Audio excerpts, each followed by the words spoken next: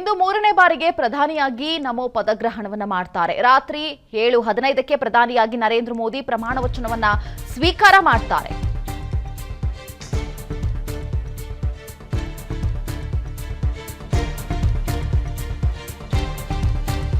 ರಾತ್ರಿ 7:15ಕ್ಕೆ ಪ್ರಧಾನಿಯಾಗಿ ಮೋದಿ ಅವರು ಪ್ರಮಾಣ ವಚನವನ್ನು ಸ್ವೀಕಾರ ಮಾಡ್ತಾರೆ. ಮೋದಿ ಜೊತೆ ನೂತನ ಸಚಿವರಿಂದಲೂ ಕೂಡ ಪ್ರತಿಜ್ಞಾವಿಧಿಯನ್ನು ಸ್ವೀಕಾರ ಮಾಡಲಾಗುತ್ತೆ. ರಾಷ್ಟ್ರಪತಿ ಭವನದಲ್ಲಿ ಮೋದಿ ಪ್ರಮಾಣ ವಚನದ ಕಾರ್ಯಕ್ರಮಕ್ಕೆ ಈಗ ಸಕಲ ಸಿದ್ಧತೆಯನ್ನು ಕೂಡ ಮಾಡಿಕೊಳ್ಳಲಾಗ್ತಾ ಇದೆ. ಪ್ರತಿಜ್ಞಾವಿಧಿ ಬೋಧಿಸಲಿದ್ದಾರೆ ರಾಷ್ಟ್ರಪತಿ ದ್ರೌಪದಿ ಮುರ್ಮು. ರಾಷ್ಟ್ರಪತಿ ಭವನದಲ್ಲಿ ಮೋದಿ ಪ್ರಮಾಣ ವಚನ ಕಾರ್ಯಕ್ರಮಕ್ಕೆ ಎಲ್ಲಾ ರೀತಿಯ ಸಿದ್ಧತೆಗಳನ್ನು ಮಾಡಿಕೊಳ್ತಾ ಇದ್ದಾರೆ.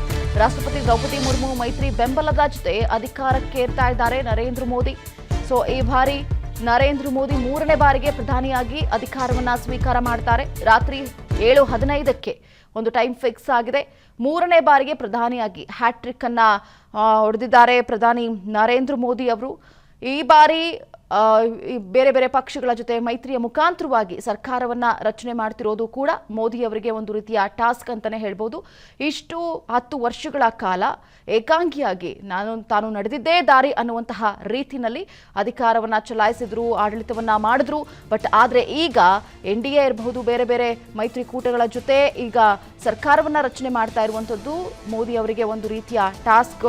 ಜೊತೆಗೆ ಜೂನ್ 9ರಂದು ನರೇಂದ್ರ ಮೋದಿ ಇವತ್ತು ಪ್ರಧಾನಮಂತ್ರಿಯಾಗಿ ಮೂರನೇ ಬಾರಿಗೆ ಅಧಿಕಾರವನ್ನ ಸ್ವೀಕಾರ ಮಾಡ್ತಾ ಇರುವಂತದ್ದು. ರಾಷ್ಟ್ರಪತಿ ದ್ರೌಪದಿ ಮುರ್ಮು ಅವರಿಗೆ ಪ್ರಮಾಣ ವಚನವನ್ನ ಬೋಧನೆ ಮಾಡ್ತಾರೆ. ಅದರ ಜೊತೆಗೆ ಇತರೆ ಅವರ ಹಿಂಬಾಲಕರು ಕೂಡ ಈ ಬಾರಿ ಪ್ರಮಾಣ ವಚನವನ್ನ ಸ್ವೀಕಾರ ಮಾಡ್ತಾರೆ. ಮೈತ್ರಿ ಬೆಂಬಲದ ಜೊತೆ ಅಧಿಕಾರಕ್ಕೆ ಏರ್ತಾ ಇದ್ದಾರೆ ನರೇಂದ್ರ ಮೋದಿ ಅವರು. ಸಾಕಷ್ಟು ಕುತೂಹಲಕ್ಕೂ ಕೂಡ ಕಾರಣವಾಗ್ತಾ ಇದೆ. ಎಲ್ಲಾ ರೀತಿಯಾದಂತಹ ಸಕಲ ಸಿದ್ಧತೆಗಳನ್ನ ಕೂಡ ಮಾಡ್ಕೊಳ್ತಾ ಇದ್ದಾರೆ. ರಾತ್ರಿ 7:15ಕ್ಕೆ ಇವತ್ತು ನರೇಂದ್ರ ಮೋದಿ ಅವರು ಅಧಿಕಾರವನ್ನ ಸ್ವೀಕಾರ ಮಾಡುವಂತದ್ದು. ನಿನ್ನೆ 8ಕ್ಕೆ ಫಿಕ್ಸ್ ಆಗಿತ್ತು. ಆದ್ರೆ 9ನೇ ತಾರೀಕು ಇವತ್ತು ಪ್ರಧಾನಿ ಅವರು ಪ್ರಮಾಣ ವಚನವನ್ನ ಸ್ವೀಕಾರ ಮಾಡ್ತಾರೆ. ನವಭಾರತದಲ್ಲಿ ಇಂದಿನಿಂದ ಮೋದಿ 3.0 ಯುಗ ಶುರುವಾಗುತ್ತೆ. ಇಂದು ರಾತ್ರಿ 7:15ಕ್ಕೆ ಮೋದಿ ಪದಗ್ರಹಣ ಕಾರ್ಯಕ್ರಮ ಇದೆ. ರಾಷ್ಟ್ರಪತಿ ಭವನದಲ್ಲಿ 8,000 ಅತಿಥಿಗಳಿಗೆ ಆಸನ ವ್ಯವಸ್ಥೆಯನ್ನ ಕೂಡ ಮಾಡಿಕೊಳ್ಳಲಾಗಿದೆ. ನಮೋ ಪಟ್ಟಾಭಿಷೇಕಕ್ಕೆ ಸಾಕ್ಷಿಯಾಗಲಿದ್ದಾರೆ ಗಣ್ಯಾತಿ ಗಣ್ಯರು. ಮೋದಿ ಪದಗ್ರಹಣ ಕಾರ್ಯಕ್ರಮಕ್ಕೆ ವಿದೇಶಿ ಗಣ್ಯರು ಉಪಸ್ಥಿತರಿರ್ತಾರೆ. ಬೇರೆ ಬೇರೆ ದೇಶದ ಪ್ರಮುಖ ನಾಯಕರು ಕೂಡ ಇವತ್ತು ಈ ಒಂದು ಪದಗ್ರಹಣಕ್ಕೆ ಸಾಕ್ಷಿಯಾಗ್ತಾರೆ. ಯಾರೆಲ್ಲ ಬರ್ತಾರೆ ಅಂತ ಹೇಳಿದ್ರೆ ಶ್ರೀಲಂಕಾ, ಬಾಂಗ್ಲಾ, ಭೂತಾನ್, ಮಾಲ್ಡೀವ್ಸ್, ಮಾರಿಷ್ ಈ ದೇಶದ ಪ್ರಧಾನಿಗಳು ಕೂಡ ಇದಕ್ಕೆ ಸಾಕ್ಷಿ ಆಗ್ತಾರೆ. ನೇಪಾಳ ಪ್ರಧಾನಿ ಸೇರಿದಂತೆ ಹಲವು ನಾಯಕರು ಮೋದಿಯ ಪಟ್ಟಾಭಿಷೇಕಕ್ಕೆ ಸಾಕ್ಷಿ ಆಗ್ತಾ ಇದ್ದಾರೆ. ಶ್ರೀಲಂಕಾ ಇರಬಹುದು, ಬಾಂಗ್ಲಾದೇಶದ ಪ್ರಧಾನಿ ಇರಬಹುದು, ಭೂತಾನ್, ಮಾಲ್ಡೀವ್ಸ್, ಮಾರಿಷಸ್ ಮತ್ತು ನೇಪಾಳ ಪ್ರಧಾನಿ ಸೇರಿದಂತೆ ಹಲವು ನಾಯಕರು ಈ ಒಂದು ಕಾರ್ಯಕ್ರಮದಲ್ಲಿ ಅತಿಥಿಗಳಾಗಿ ಬರ್ತಾ ಇದ್ದಾರೆ. ನಮೋ ಪಟ್ಟಾಭಿಷೇಕಕ್ಕೆ ಇನ್ನೇನು ಕ್ಷಣಗಣನೆ ಕೂಡ ಆರಂಭ ಆಗ್ತಾ ಇದೆ. 7:15ಕ್ಕೆ ಇವತ್ತು ಸಕಲ ಸಿದ್ಧತೆಗಳನ್ನ ಕೂಡ ಮಾಡಿಕೊಳ್ಳಲಾಗಿದೆ. ಪದಗ್ರಹಣ ಇದೆ. ಶ್ರೀಲಂಕಾ ಇರಬಹುದು, ಬಾಂಗ್ಲಾದೇಶ, ಭೂತಾನ್ ದೇಶದ ಪ್ರಮುಖ ನಾಯಕರುಗಳು ಕೂಡ ಈ ಒಂದು ಕಾರ್ಯಕ್ರಮದಲ್ಲಿ ಸಾಕ್ಷಿ ಆಗ್ತಾ ಇರುವಂಥದ್ದು. ನವ ಭಾರತದಲ್ಲಿ ಇಂದಿನಿಂದ ಮೋದಿ 3.0 ಒಂದು ಯುಗ ಪ್ರಾರಂಭ ಆಗುತ್ತೆ. ಮೈತ್ರಿಯ ಜೊತೆಗೆ ಸರ್ಕಾರವನ್ನ ರಚನೆ ಮಾಡ್ತಾ ಇದ್ದಾರೆ ಮೋದಿ ಅವರು. ರಾಷ್ಟ್ರಪತಿ ಭವನದಲ್ಲಿ 8,000 ಅತಿಥಿಗಳಿಗೆ ವ್ಯವಸ್ಥೆಯನ್ನ ಕೂಡ ಮಾಡಿಕೊಳ್ಳಲಾಗಿದೆ. ಸಕಲ ಸಿದ್ಧತೆಗಳನ್ನ ಕೂಡ ಮಾಡಿಕೊಳ್ಳೋ ದೃಶ್ಯದಲ್ಲಿ ನಾವು ಗಮನಿಸ್ತಾ ಇದ್ದೀವಿ. ಯಾವ ರೀತಿಯಾಗಿ ನಮ್ಮ ಸಂಸ್ಕೃತಿಯನ್ನ, ನಮ್ಮ ಸಂಸ್ಕಾರವನ್ನ ಎತ್ತಿ ಹಿಡಿಯುವಂತಹ ಒಂದಷ್ಟು ಕಾರ್ಯಕ್ರಮಗಳು ಕೂಡ ಈ ಒಂದು ಕಾರ್ಯಕ್ರಮದಲ್ಲಿ ಇರುತ್ತೆ. ಜೊತೆಗೆ ಬೇರೆ ಬೇರೆ ದೇಶದ ಪ್ರಮುಖ ನಾಯಕರುಗಳು ಕೂಡ ಮೋದಿಯ ಪಟ್ಟಾಭಿಷೇಕಕ್ಕೆ ಸಾಕ್ಷಿಯಾಗ್ತಾ ಇರುವಂಥದ್ದು. ಭೂತಾನ್ನ ಪ್ರಧಾನಿ ಇರಬಹುದು, ಮಾಲ್ಡೀವ್ಸ್, ಮಾರಿಷಸ್ ಮತ್ತು ನೇಪಾಳ ಪ್ರಧಾನಿ ಸೇರಿದಂತೆ ಹಲವು ನಾಯಕರು ಈಗ ಆಲ್ರೆಡಿ ವಿಶ್ ಮಾಡಿದ್ದಾರೆ ಟ್ವೀಟ್ ಮುಖಾಂತರವಾಗಿ. ಜೊತೆಗೆ ಇವತ್ತು ಈ ಒಂದು ಕಾರ್ಯಕ್ರಮದಲ್ಲಿ ಪ್ರಮುಖ ನಾಯಕರು ಕೂಡ ಸಾಕ್ಷಿಯಾಗ್ತಾ ಇರುವಂಥದ್ದು ಕುತೂಹಲಕ್ಕೂ ಕೂಡ ಕಾರಣ ಆಗ್ತಾ ಇದೆ. ಮೂರನೇ ಬಾರಿಗೆ ಪ್ರಧಾನಿಯಾಗಿ ನಮೋ ಪದಗ್ರಹಣ ಕಾರ್ಯಕ್ರಮ ಇದೆ. 7:15ಕ್ಕೆ ಪ್ರಧಾನಿಯಾಗಿ ನರೇಂದ್ರ ಮೋದಿ ಅವರು ಮೂರನೇ ಬಾರಿಗೆ ಪ್ರಮಾಣ ವಚನವನ್ನ ಸ್ವೀಕಾರ ಮಾಡ್ತಾರೆ. ಜೊತೆಗೆ ಬೇರೆ ಬೇರೆ ದೇಶದ ಪ್ರಮುಖ ನಾಯಕರುಗಳು ಕೂಡ ಈ ಬಾರಿ ಮೋದಿ ಅವರ ಈ ಒಂದು ಕಾರ್ಯಕ್ರಮದಲ್ಲಿ ಭಾಗಿ ಆಗ್ತಾ ಇರುವಂಥದ್ದು. ಜೊತೆಗೆ ಇಂಟರ್ನ್ಯಾಷನಲ್ ಲೆವೆಲ್ನಲ್ಲಿ ಮೋದಿ ಅವರು ಯಾವ ರೀತಿಯಾಗಿ ಅಭಿವೃದ್ಧಿಯನ್ನ, ನಮ್ಮ ಭಾರತದ ಒಂದು ಘನತೆಯನ್ನ ಯಾವ ರೀತಿ ಎತ್ತಿ ಹಿಡಿದಿದ್ದಾರೆ ಅದಕ್ಕೆ ಇದು ಕೂಡ ಸಾಕ್ಷಿ ಆಗ್ತಾ ಇದೆ. ಮೋದಿ ಪ್ರಮಾಣ ವಚನಕ್ಕೆ ರಾಷ್ಟ್ರಪತಿ ಭವನ ರೆಡಿ ಆಗ್ತಾ ಇದೆ. ಎಲ್ಲಾ ರೀತಿಯಾದಂತಹ ಸಕಲ ಸಿದ್ಧತೆಗಳನ್ನ ಕೂಡ ಮಾಡಿಕೊಳ್ತಾ ಇದ್ದಾರೆ. ರಾಷ್ಟ್ರಪತಿ ಭವನದ ಸುತ್ತ ಸುಮಾರು 3 ಸುತ್ತಿನ ಭದ್ರತೆಯನ್ನ ನಿಯೋಜನೆ ಮಾಡಲಾಗಿದೆ. ರಾಷ್ಟ್ರಪತಿ ಭವನಕ್ಕೆ 2500 ಪೊಲೀಸ್ ಸಿಬ್ಬಂದಿಯನ್ನ ಕೂಡ ನಿಯೋಜನೆಯನ್ನ ಮಾಡಲಾಗಿದೆ. ಇದೆಲ್ಲವೂ ಕೂಡ ಭದ್ರತೆಯ ದೃಷ್ಟಿಯಿಂದಾಗಿ ಸಕಲ ಸಿದ್ಧತೆಗಳನ್ನು ಕೂಡ ಮಾಡಿಕೊಳ್ಳಲಾಗ್ತಾ ಇದೆ. ರಾಷ್ಟ್ರಪತಿ ಭವನದ ಸುತ್ತ ರಾಷ್ಟ್ರಪತಿ ಭವನ ಅರೆ ಸೇನಾ ಪಡೆ ಸಿಬ್ಬಂದಿ, ಎನ್ಎಸ್ಜಿ ಕಮಾಂಡೋಗಳು, ಡ್ರೋನ್ಗಳು ಹಾಗೂ ಸ್ಲೆಪರ್ಗಳ ಬಹು ಹಂತದ ಭದ್ರತೆಯನ್ನ ಕೂಡ ಯೋಜನೆಯನ್ನ ಮಾಡಲಾಗಿದೆ. ವಿವಿಧ ರಾಷ್ಟ್ರಗಳ ಅಧ್ಯಕ್ಷರು ಕಾರ್ಯಕ್ರಮದಲ್ಲಿ ಭಾಗಿಯಾಗ್ತಾ ಇದ್ದಾರೆ. ಹಾಗಾಗಿ ಗಣ್ಯರು ವಾಸ್ತವ್ಯ ಹೂಡೋದಕ್ಕೆ ಹೋಟೆಲ್ಗಳಿಗೂ ಕೂಡ ಭದ್ರತೆಯನ್ನ ಒದಗಿಸಲಾಗಿದೆ. ಯಾವ್ಯಾವ ಹೋಟೆಲ್ಸ್ಗಳು ಬುಕ್ ಆಗಿದೆ ಅನ್ನೋದನ್ನ ಕೂಡ ಲೀಲಾ ಪ್ಯಾಲೇಸ್ ಇರಬಹುದು, ತಾಜ್, ಐಟಿಸಿ, ಮೌರ್ಯ, ಕ್ಲಾರಿಡಸ್ ಮತ್ತು ಒಬೆರಾಯ್ ಹೋಟೆಲ್ಗಳಿಗೆ ಈಗಾಗಲೇ ಭದ್ರತೆಯನ್ನ ಒದಗಿಸಲಾಗಿದೆ. ದೃಶ್ಯದಲ್ಲಿ ನಾವು ಗಮನಿಸ್ತಾ ಇದ್ದೀವಿ ಯಾವ ರೀತಿ ಸಿಸಿ ಕ್ಯಾಮೆರಾಗಳನ್ನ ಕೂಡ ಎಲ್ಲ ಫಿಕ್ಸ್ ಮಾಡಲಾಗಿದೆ. ಅವರು ಬರುವಂತಹ ರೋಡ್ಗಳಲ್ಲೂ ಕೂಡ ಸಿಸಿ ಕ್ಯಾಮೆರಾ ಫಿಕ್ಸ್ ಆಗಿರುತ್ತೆ. ಎಲ್ಲವೂ ಕಟ್ಟೆಚ್ಚರವಾಗಿ ಕಂಪ್ಲೀಟ್ ಆಗಿ ಆ ಒಂದು ಕಾರ್ಯಕ್ರಮ ಯಶಸ್ವಿಯಾಗಿ ಆಗೋದಕ್ಕೆ ಮುನ್ನೆಚ್ಚರಿಕಾ ಕ್ರಮವಾಗಿ ಎಲ್ಲ ರೀತಿಯಾದ ಸಕಲ ಸಿದ್ಧತೆಗಳನ್ನು ಕೂಡ ಮಾಡಿಕೊಂಡಿದ್ದಾರೆ. ಬೇರೆ ಬೇರೆ ವಿವಿಧ ರಾಷ್ಟ್ರಗಳ ಅಧ್ಯಕ್ಷರು ಕೂಡ ಈ ಕಾರ್ಯಕ್ರಮದಲ್ಲಿ ಭಾಗಿಯಾಗ್ತಾ ಇರೋದ್ರಿಂದಾಗಿ ಭದ್ರತೆಯನ್ನ ಬಿಗಿಗೊಳಿಸಲಾಗಿದೆ. ಮೋದಿ ಪ್ರಮಾಣ ವಚನಕ್ಕೆ ಇನ್ನೇನು ಕ್ಷಣಗಣನೆ ಆರಂಭ ಆಗ್ತಾ ಇರೋದ್ರಿಂದಾಗಿ ಎಲ್ಲಾ ಕಡೆಗಳಿಂದಲೂ ಕೂಡ 3 ಸುತ್ತಿನಲ್ಲೂ ಕೂಡ ಭದ್ರತೆಯನ್ನು ಕೈಗೊಳ್ಳಲಾಗಿದೆ. 2500 ಪೊಲೀಸ್ ಸಿಬ್ಬಂದಿಗಳನ್ನ ಕೂಡ ನಿಯೋಜನೆ ಮಾಡಲಾಗಿದೆ.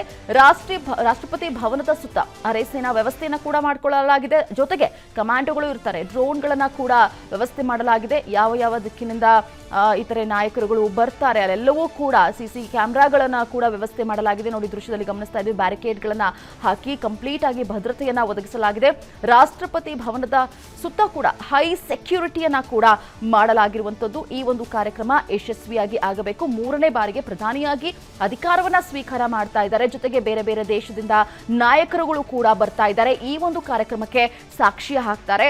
ಹಾಗಾಗಿ ಸುತ್ತಮುತ್ತ ರಾಷ್ಟ್ರಪತಿ ಭವನದ ಸುತ್ತ ಹೈ ಅಲರ್ಟ್ ಅನ್ನ ಕೂಡ ಘೋಷಣೆ ಮಾಡಲಾಗಿದೆ. ನೋಡಿ ದೃಶ್ಯದಲ್ಲಿ ನಾವು ಗಮನಿಸ್ತಾ ಇರೋಗೆ ಯಾವ ರೀತಿ ನಾವು ತ್ರಿವರ್ಣ ಧ್ವಜದ ರೀತಿಯಲ್ಲಿ ಕಂಗೊಳಿಸ್ತಾ ಇದೆ ರಾಷ್ಟ್ರಪತಿ ಭವನ. ಇದು ರಾತ್ರಿಯ ಒಂದು ದೃಶ್ಯವನ್ನ ಕೂಡ ನಾವು ಗಮನಿಸ್ತಾ ಇದ್ದೀವಿ.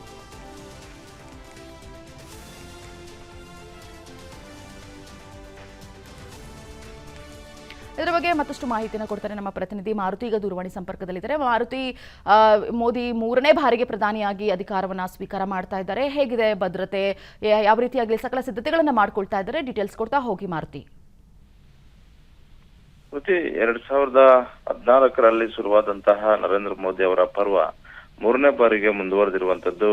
ಇವತ್ತು ರಾತ್ರಿ 7:15 ನಮ್ಮ 3.0 ಶುರುವಾಗುತ್ತೆ. ಹೀಗಾಗಿ ಕಳೆದ 4-5 ದಿನಗಳಿಂದಲೂ ಕೂಡ ದೆಹಲಿಯಲ್ಲಿ ಅತಿ ಹೆಚ್ಚು ಭದ್ರತೆಯನ್ನ ಕೊಡುವಂತಹ ಒಂದು ಕೆಲಸ ಮಾಡ್ತಾ ಇದೆ. ಯಾಕಂತ ಹೇಳಿದ್ರೆ ಇವತ್ತು ನಡೀತಾ ಇರುವಂತಹ ಈ ಒಂದು ಕಾರ್ಯಕ್ರಮಕ್ಕೆ, ಈ ಒಂದು ಐತಿಹಾಸಿಕ ಕ್ಷಣಕ್ಕೆ ಸಾಕ್ಷಿ ಆಗೋದಕ್ಕೆ ಬೇರೆ ಬೇರೆ ದೇಶಗಳಿಂದಲೂ ಕೂಡ ಪ್ರಧಾನಮಂತ್ರಿಗಳು ಬಂದಿದ್ದಾರೆ. ಈ ಹಿನ್ನೆಲೆಯಲ್ಲಿ ದೆಹಲಿಯಲ್ಲಿ ಹೈ ಅಲರ್ಟ್ ಭದ್ರತೆಯನ್ನ ಒದಗಿಸಿರುವಂತದ್ದು. ದೆಹಲಿಯಲ್ಲಿರುವಂತಹ ಪ್ರತಿಯೊಂದು ಹೋಟೆಲ್ಗಳಾಗಿರ್ಬೋದು, ದೆಹಲಿಯಲ್ಲಿರುವಂತಹ ರಾಷ್ಟ್ರಪತಿ ಭವನ ಸೇರಿದಂತೆ, ಸಂಸತ್ ಭವನ ಸೇರಿದಂತೆ ಎಲ್ಲಾ ಕಡೆಯೂ ಕೂಡ ಕಟ್ಟುನಿಟ್ಟಾದಂತಹ ಒಂದು ಭದ್ರತೆಯನ್ನ ಕೊಡುವಂತಹ ಒಂದು ಕೆಲಸವನ್ನ ಮಾಡಲಾಗಿದೆ.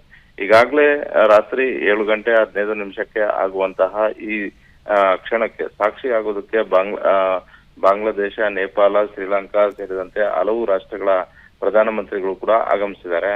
ಜೊತೆಗೆ ದೆಹಲಿಯಲ್ಲಿ ಆಗ್ತಾ ಇರುವಂತಹ ಬೆಳವಣಿಗೆಗಳ ಹಿನ್ನೆಲೆಯಲ್ಲಿ ಇಡೀ ಪ್ರಪಂಚದ ಒಂದು ಗಮನ ಸೆಳೀತಾ ಇರುವಂತದ್ದು.